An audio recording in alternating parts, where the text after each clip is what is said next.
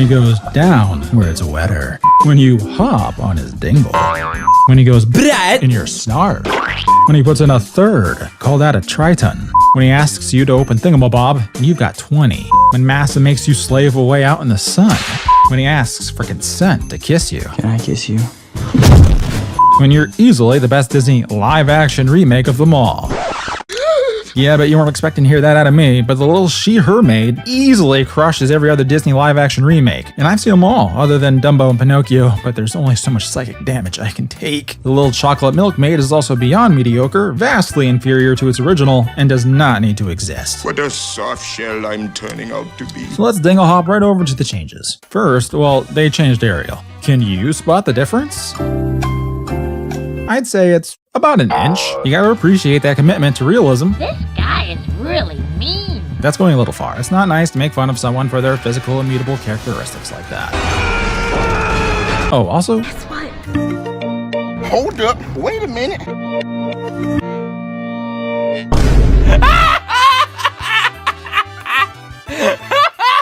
Can the real Ariel please stand up?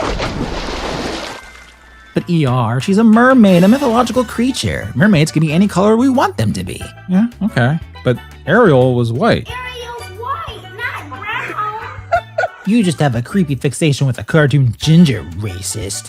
And he's gonna kiss her. What? Oh, no. Hey, something's different about you, nerd. But I can't quite put my finger on it. Isn't it superficially obvious? I grew legs. I don't like change. For the record, I don't like Disney's remakes, not just because they're soulless cash grabs, but because I shouldn't be able to land a jetliner between the main actress's eyes. Hey, you! Stop! That all said, while it's tempting to just write Halle Bailey off as yet another cog in their great red placement, and she is, her pipes, they're pretty much Ariel. I understand how she got the part. In the voice and singing departments, she fits perfectly. In the acting department, though, I'm afraid she can't act her way out of a paper bag thrown into the ocean. What do you call them? Oh, feet. What do you call them? Oh, feet. Wish I could be. Wish I could be. Oh my gosh, my father's gonna kill me. Oh no, my father's gonna kill me.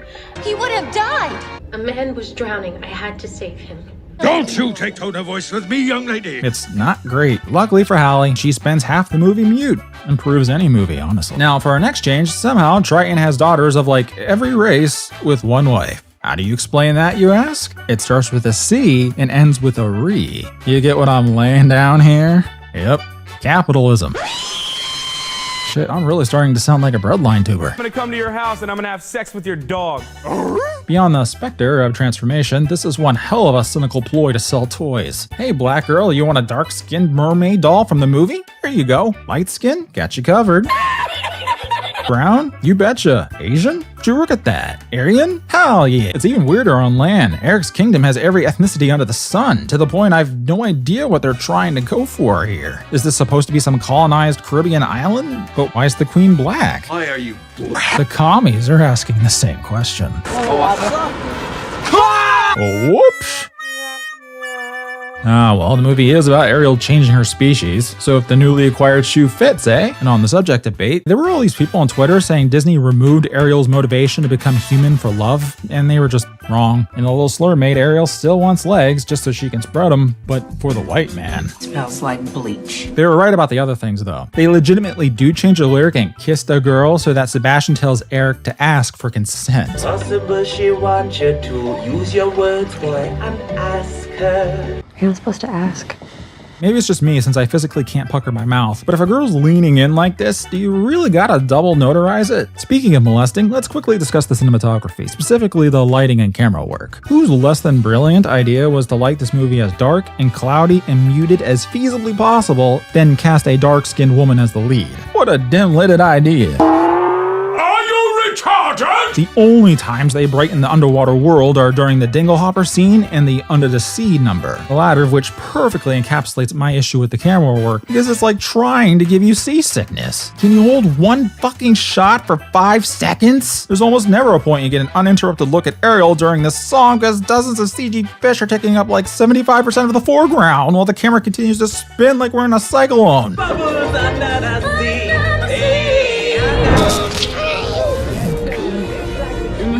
qualify. No, you're doing fine. You're actually winning, but you gotta stay awake. It's visually atrocious, and it doesn't help how uncanny the CG creatures look. We all know live action is a misnomer for these movies, since there's more animation involved than there ever was with the originals, but they forego all the advantages of their Renaissance-era 2D animation. And because I used to do this with my hands, these little animated hands that are like curved and twisted and they do things. So I found that really fun, the fact that they took all the stuff that I was doing in front of the camera and for the animated, and they put it into the real character. For realistic CG. Scuttle looks horrifying trying to talk, and he's a she now for some reason, so logically they make her brain damaged. I don't like it when he called me an idiot. What is this idiot babbling about? Sebastian is a freakish abomination, and his voice actor It was an accident. They get Flounder's voice and acting right, but his character is irrelevant in this version, and he looks like some fish you'd poke at in a fish tank. I'd say the mermaids look AI generated, but our future overlords are likely already killing CG artists in their field. Figuratively, I hope. We're just not allowed to know that yet. Regardless, this movie can be almost painful to look at times. I thought you said this was the best one. Yeah. Okay, enough about the technical stuff. The big story changes. There aren't that many really, but those there are all for the worst. Remember the swab? Remember my song in the swab? And I was like, whap, take the whap, whap. Well, two aren't, but they're little things. Though, hey, I'm surprised they made any improvements at all. So I might as well give them the limelight real quick. First, in the shark chase sequence, they set up the mirror in the shipwreck, and instead of getting the shark stuck in the anchor, they have Ariel angle her reflection in the mirror so as to appear deeper inside the ship, so the shark rams the mirror and gets stuck. Clever girl. Second, while in the kissing canoe under the stars, Ariel helps Eric figure out her name by using the Aries constellation. Aries.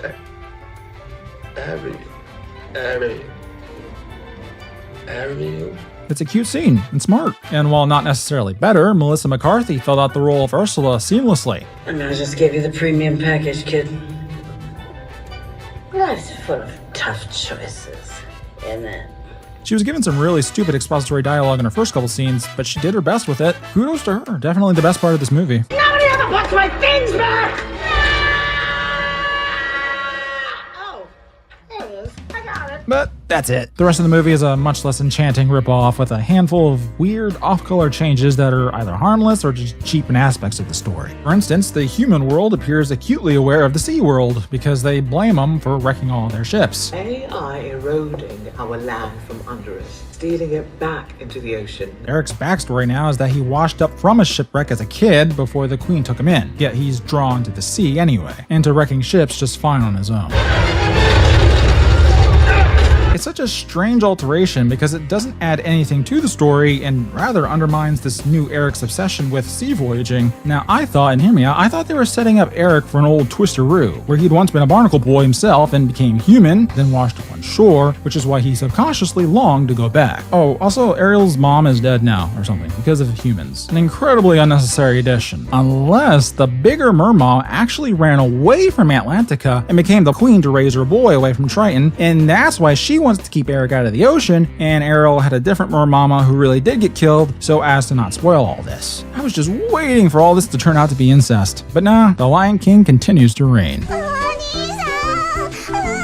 Nevertheless, with Mom killed by the humans, it kind of ruins the whole story. Before, Triton was made out as somewhat paranoid and overprotective. Now he's just right. What are you doing? It's a mermaid! I don't care how happy it'd make you, kid. We're not playing footsie with them. They killed your mom. He killed my mom. Back to the wreckage, it's also heavily suggested the siren call of the mermaids is the culprit behind many of these sinkings. Hey, a little trivia for you. Did you know mermaids only make up 7% of humanoid creatures of the sea, but are responsible for 60% of maritime drownings? Them's just the cold hard facts. I'm not saying to get away from mermaids per se, but you know, under the sea, don't breathe easy. Leading me to my next question, and this is for the original movie too, because now I'm plain unsure. Was it ever the implication that Ariel brainwashed Eric on the beach with her siren call? She had the most beautiful voice. I always just thought he liked her pretty singing, and it was all he had to go on to find her again. In this version though, they explicitly call her throat tuning a siren call. And you'll no longer have that siren song of yours. which even heals Eric after his impromptu dip. She used that precious siren song of hers to save a human. And that siren call is specifically how Ursula brainwashes Eric. When I was a kid watching the OG, I just assumed Ursula was using her witch powers on Eric while tricking him with Ariel's voice. Now, I don't know what's real anymore. Is it the voice itself fucking with Eric's mind? They sure make it look like that in this remake. Well, Ursula resorts to cheating with or without the siren call anyway. She forces her to continually forget she has to kiss the prince in the first place. Just another bizarre, pointless change. What does this add to the story other than an utterly unnecessary roadblock? Ariel sure is fortunate Eric's into dark-skinned chicks or she'd be screwed. Or, well, not screwed like she wants to be.